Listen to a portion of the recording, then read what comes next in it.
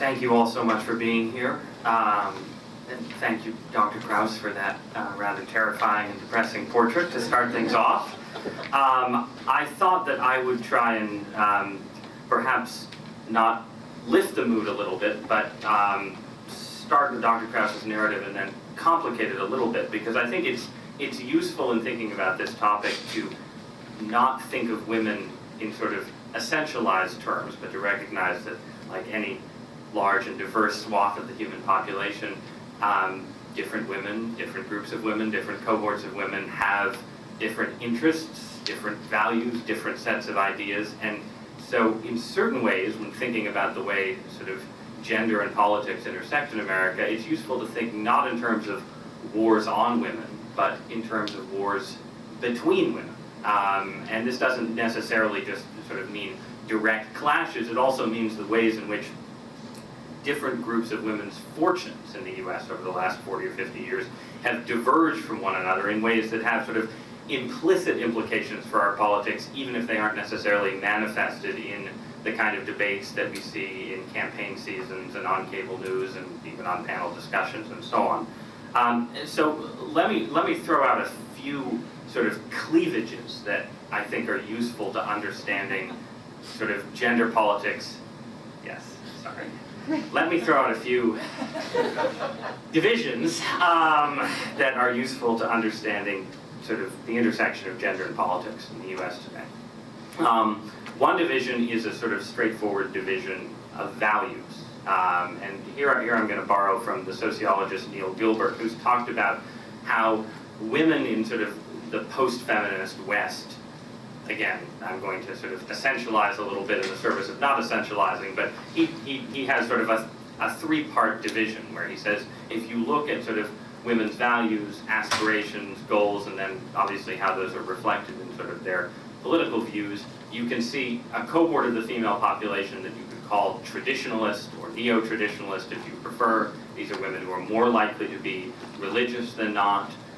less likely to be in the workforce. If they are in the workforce, they're probably in the workforce part-time. They almost all either have children or aspire to have children. They're women who are more likely to have large families than small families and so on. So that's one end of the spectrum. And then at the other end of the spectrum, you have a more sort of modernist conception of female identity and values and so on. And these are women who are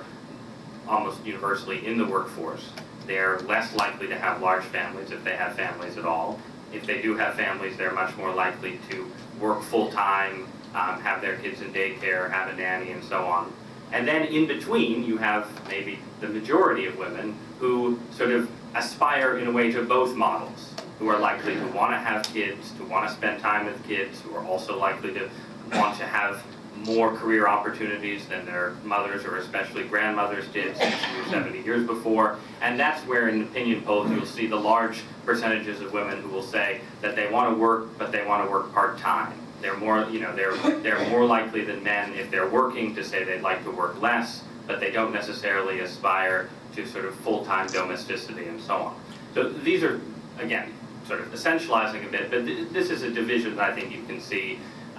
if you look around your own life and the people you know, but it's also a division that then intersects with lines of class, right? Because part of the story of American life and Western life in the last 50 or 60 years is that different social classes in this country, and particularly different social classes of women, have ended up having different life scripts, different life trajectories in ways that wasn't the case 50 or 60 years ago. So if you go back 50 or 60 years and you look at marriage rates, divorce rates, out-of-wedlock childbirth rates, and so on, you'll see a fair amount of consistency across lines of income and education. It's not identical, but divorce rates are pretty similar for the upper class and the lower class and the middle class, and so too with out-of-wedlock childbearing and so on. And what's happened in the wake of the sexual revolution, this is something that Kay in particular has written a great deal about, is a kind of divergence where increasingly, if you look at upper middle class families and upper middle class women, they're sort of, in certain ways, their lives and lifestyles look not quite sort of leave it to Beaver-esque because they're more likely to be working, they're likely to have slightly fewer children, they're likely to get married later, and so on. But in terms of marriage rates, divorce rates, and out-of-wedlock childbearing, upper middle class and upper class America seems fairly stable and even somewhat bourgeois, you might say.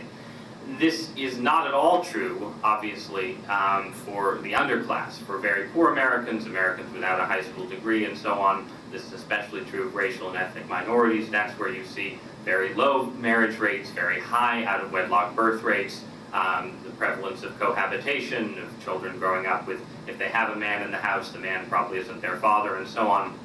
And then in the middle, in sort of middle America, middle-class America, which if you define it by education, you're looking at people who have a high school diploma, maybe a year or two of college, but don't have a four-year college degree. What you see there is a sort of slow-motion convergence over time with sort of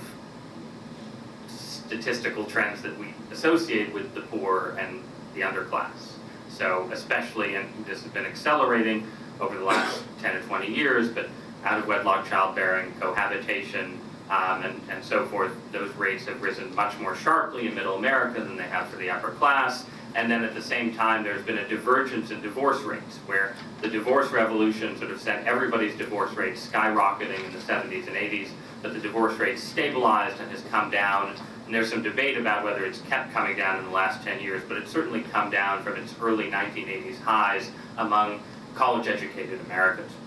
But it's remained quite high and gone up in certain places for middle Americans, less educated Americans, and so on. So you have very different family situations depending on class, and then that overlaps in different ways with the kind of division of values and aspirations that I started with. And then this, in turn, just plays out in different ways in our politics, right? I mean, I think if you look at the last election cycle, which was, of course, where the phrase war on women came from, and where there was this attempt by the Democratic Party to mobilize and increase their share of the female vote and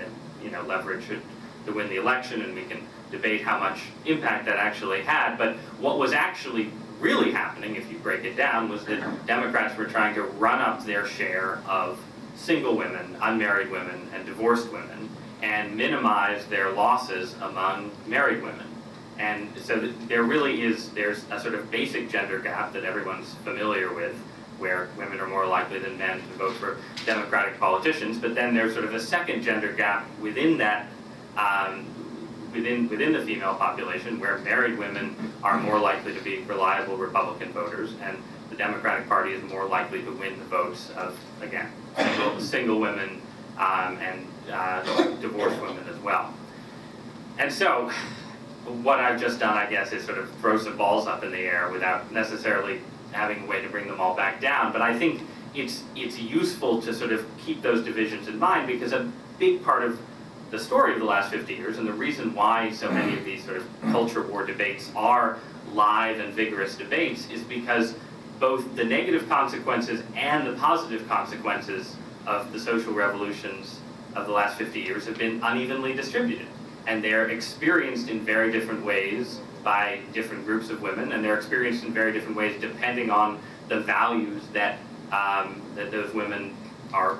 have growing up or adopt later on, and so on. And so it really is, in many ways, when we think about these debates, it really is a conflict between different visions of what the good life would mean for women, different visions of what women need to succeed, different ideas about what our society as a whole should aspire towards. And I think it's pretty clear on the liberal side of things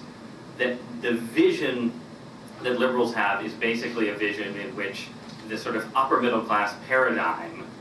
which is a fairly successful and socially stable paradigm, gradually becomes available to all women and all Americans, right? And this is something that this is a paradigm in which childbearing is postponed, but not necessarily put off indefinitely. People still get married, still have kids. Because they've delayed marriage, they're less likely to get divorced. Yes, they have maybe slightly fewer kids than they otherwise would have. They're more likely to struggle with infertility and so on, but that may be worth the trade-off in terms of not having kids too young and having a threat to their career prospects and so on. And there's a sense, I think, among liberals that this strikes the right balance between, sort of retaining the benefits to women of the feminist revolution, the benefits in terms of independence, workforce advancement, higher salaries, and so on, while also maintaining, as again the upper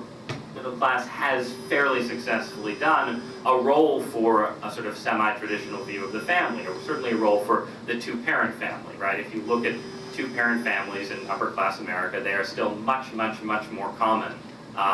than other forms of family structure, which obviously has positive implications for the children of the upper class and upper middle class. And so the liberal narrative is a sort of combination of, if we move enough money around and redistribute wealth sufficiently from the top to the middle and the bottom, and combine that with the sort of inculcation of sort of stabilizing but non-moralistic values, right? Essentially the values of rigorous condom usage, rigorous birth control usage in general, a sort of focus on your career prospects rather than whatever's going on in your romance at the moment when you're 21 years old and so on, then ultimately those values that have stabilized the upper middle class can be extended downward and can essentially stabilize things for everyone, but especially for working class and lower class women as well. And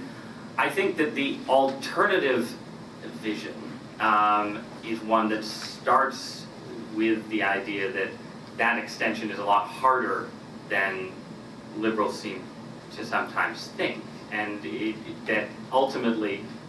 for Americans who aren't sort of on the meritocratic fast track and don't have this kind of clear narrative of high school and college and grad school and then sort of success to sort of carry them forward, you're never going to reach a point where everybody is successfully postponing marriage and childbearing until they're 29 or 30 and completely stabilized and set in their careers. And instead, you're always going to have a situation where people are aspiring to marriage and family earlier, and if they're in romantic relationships at 23 or 24 or 25, you can teach them anything you want about birth control. People are still going to end up having kids because sex tends to make babies. And so ultimately you need a sort of thicker cultural paradigm surrounding marriage and a stronger narrative of essentially a sort of reforging of the traditional link between sex, marriage, and procreation. And this is obviously a culturally conservative agenda. But I think to be effective, this agenda has to be married to two sort of further aspects that social conservatives maybe don't spend enough time thinking about. And the first is a recognition of the fact that everything that's happened in the last 40 or 50 years hasn't been bad. And obviously, especially for women, it hasn't been bad, right? And that the conservative narrative has to be that essentially a promise to women that they can have the things that women have gained in this country over the last 2 generations without the kind of sexual culture that's come along with them.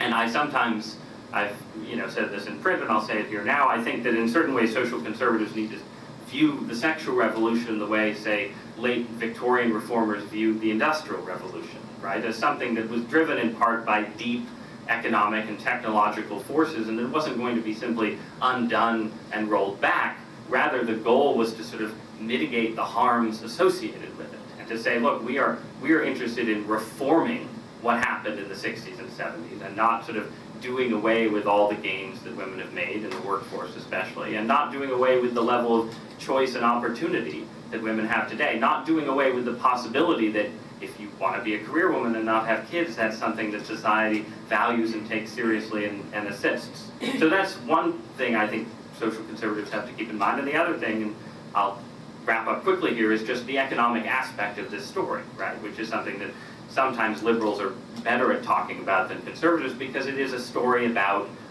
the increasing unmarriageability of a lot of working class American men, and unmarriageability driven by deep economic forces, wage stagnation, globalization, the decline of unions, and so on, that has persisted even in eras of overall growth for the US, and that explains why women are willing to do things like cohabit with a man and have children with him